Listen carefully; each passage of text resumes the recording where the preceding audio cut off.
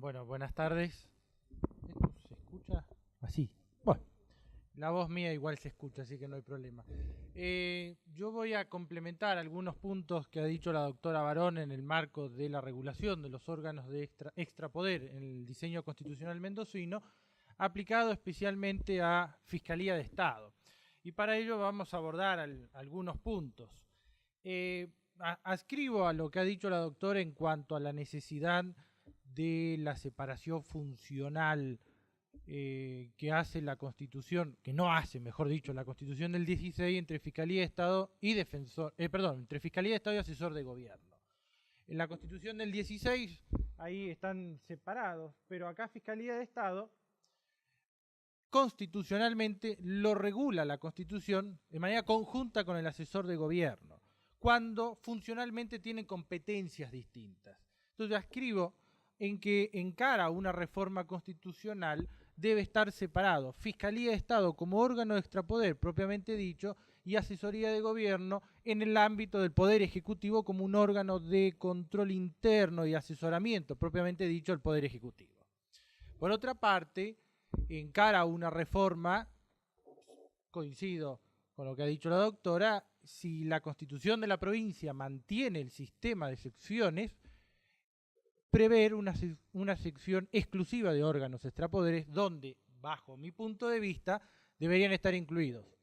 Ministerio Público es algo que estamos discutiendo, pero esencialmente Fiscalía de Estado, Tribunal de Cuentas y una figura que hoy está acotada funcionalmente, que es el Defensor del Pueblo, porque en Mendoza existe la Defensoría de las Personas con Discapacidad, que, ya vamos a ver, tiene una cuestión funcional bastante reducida y casi vacía de contenido. Siguiendo con Fiscalía de Estado, la Constitución tiene un problema.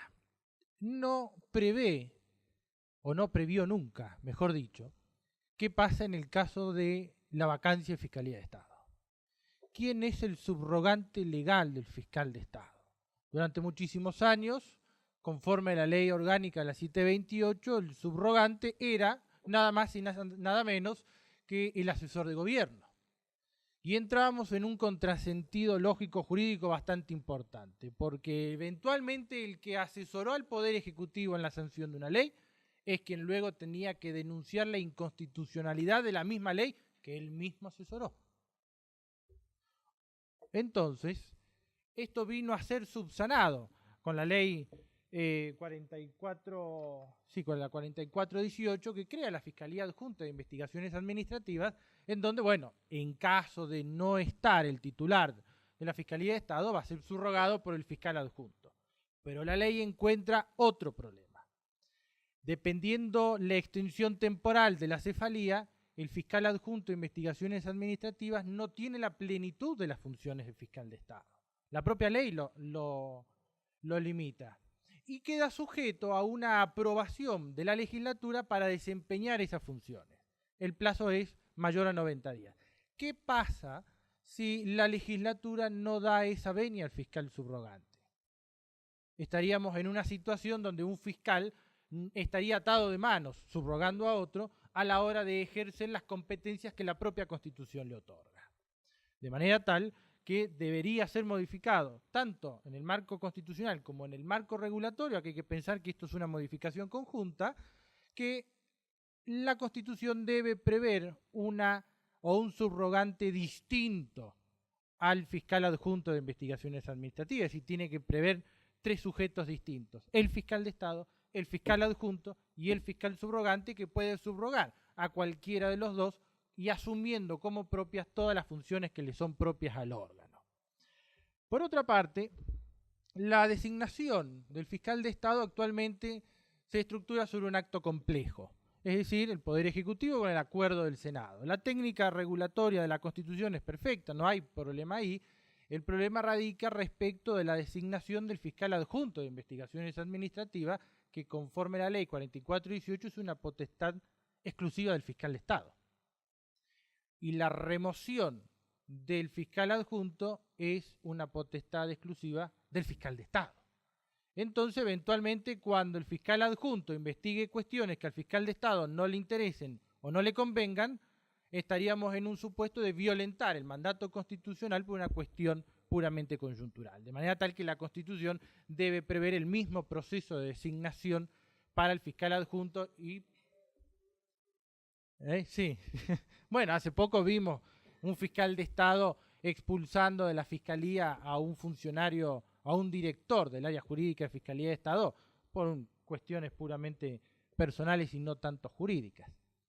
Ahora, el proceso de remoción que regula la Constitución ha caído, a nuestro entender, en un error, porque si al fiscal de Estado, en cuanto a su proceso de designación, es exactamente igual al proceso de designación de los ministros de la Corte, en cuanto a los requisitos son exactamente igual a los ministros de la Corte, en cuanto a las inmunidades y prerrogativas son exactamente igual a los ministros de la Corte, el proceso de remoción que hace la Constitución es por jury, mientras que en virtud de la analogía en el tratamiento con los ministros de la Corte, el proceso de remoción debe ser lógicamente el juicio político y no el jury de enjuiciamiento, de manera tal que la Constitución, en cara a una reforma, debe rever la Convención Constituyente este proceso de remoción y aplicarlo obviamente tanto al fiscal subrogante como al fiscal adjunto de investigaciones administrativas para dar más seguridad en el proceso investigativo a este fiscal adjunto. En cuanto a las atribuciones de Fiscalía de Estado, entendemos que deberían constitucionalizarse dos grandes funciones que le ha dado el marco regulatorio. Por un lado, la Fiscalía Adjunta de Investigaciones Administrativas, en el texto constitucional obviamente no está, y la gran función que le ha dado en la defensa del medio ambiente, la de ombudsman ambiental. ¿Por qué consideramos que deben estar constitucionalizadas? Bueno, para evitar que eventualmente algún problema legislativo prive al fiscal de Estado de estas competencias tan importantes que tiene. Pero en el marco regulatorio hay necesidad de eliminar una peligrosa e inconstitucional función que tiene el fiscal de Estado, que es el arresto de personas. ¿Por qué? Porque el fiscal de Estado puede detener. La regulación es bastante escueta, pero presta confusión, porque habla de una detención y luego la comunicación al juez competente, lo que subvierte todos los principios procesales imperantes, tanto en la Constitución como en el Código Procesal, porque a prima facie puede detener y detiene por sí mismo sin la revisión de la legalidad del procedimiento por un juez. El problema también plantea, dice, ¿qué pasa si necesita un allanamiento de morada? Que la ley no lo prevé, pero al consagrarle la posibilidad de detener, se entiende que estaría implícita también esa facultad. Bueno, eso directamente debe eliminarse del marco regulatorio. Finalmente, en cuanto a Fiscalía de Estado, es necesario sí pensar la temporalidad del fiscal de Estado. No se puede pensar funcionarios públicos eternos. El fiscal de Estado no puede durar 30, 40, más de 30 o 20 años no creo que dure por una cuestión etaria, pero no se puede pensar un funcionario eterno encima con la garantía de la inamovilidad. Cuando empezamos a hablar con la doctora respecto de la temporalidad en cuanto a la extensión, coincidimos que el plazo de 10 años es un plazo razonable en cuanto a que si hay la posibilidad de una reelección del gobernador, estaría salvado, por así decir, la cierta independencia del fiscal de Estado en cuanto a que su función duraría más allá de los 2 mandatos constitucionales del gobernador que lo haya designado o que no. Pero aparte de Fiscalía de Estado, muy sucintamente, Mendoza se debe también rever o repensar un funcionario que hoy no tiene, o un órgano de contralor que hoy no tiene, que es el Defensor del Pueblo. ¿Qué es lo que tiene Mendoza?